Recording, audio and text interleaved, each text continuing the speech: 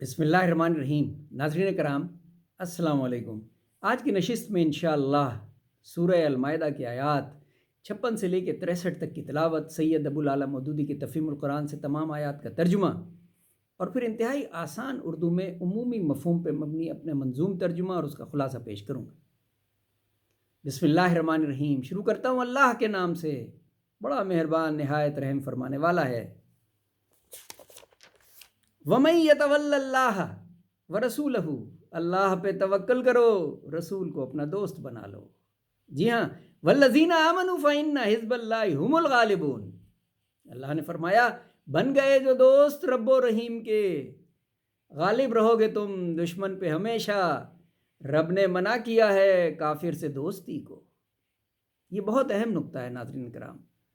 رب نے منع کیا ہے کافر سے دوستی کو، کرتے ہیں وہ مذاق رب کی کتاب سے، کرتے ہیں وہ مذاق رب کی کتاب سے، دعوت نماز کو کھیل سمجھتے ہیں، تو کہہ دو اہل کتاب سے کہ دشمن نہ بنو، ہم تو لے آئے ہیں ایمان اللہ پہ، اپنے پہلے کی کتابوں پہ بھی، مگر نافرمان ہو تم۔ اللہ تعالیٰ نے مومنوں سے کہا کہ تم میں اور ان میں یہ فرق واضح ہے کہ تم میرے حکم سے تمام نبیوں تمام رسولوں کو برابر سمجھتے ہو، تمام کتابوں پہ ایمان لاتے ہو، لیکن یہ نافرمان ہیں، تو ان سے گھبرانے کی ضرورت نہیں ہے۔ کہہ دو ان سے کہ تم اللہ پہ ایمان لے آئے ہو، تمام نبیوں کو برابر سمجھتے ہو، تمام کتابوں پہ ایمان رکھتے ہو۔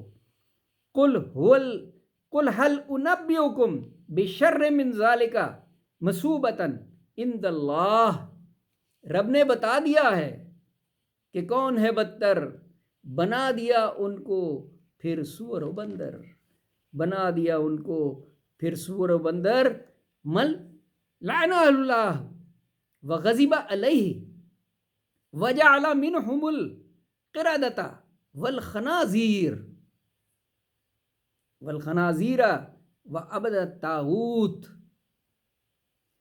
یہ بہت بڑی سزا تھی ان لوگوں کے لیے جو اللہ کی آیات پہ ایمان نہیں رکھتے تھے، نبیوں کو ناحق قتل کر دیتے تھے۔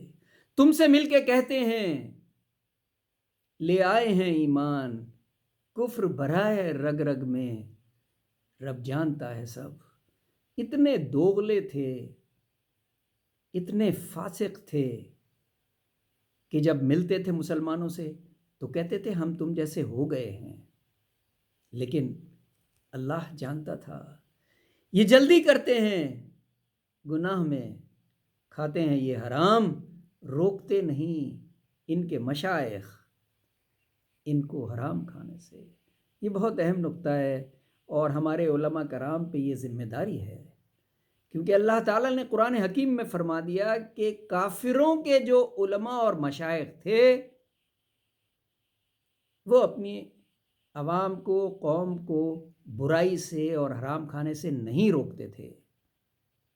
اس کا کیا مطلب ہے؟ اس کا مطلب ہے کہ مسلمانوں کے جو علماء مشائخ ہیں ان کی یہ ذمہ داری ہے کہ لوگوں کو اویئر کریں، انہیں سمجھائیں، انہیں بتائیں کہ کیا چیز حلال ہے، کیا چیز حرام ہے، تاکہ وہ متقی اور پرہیزگار بن سکیں۔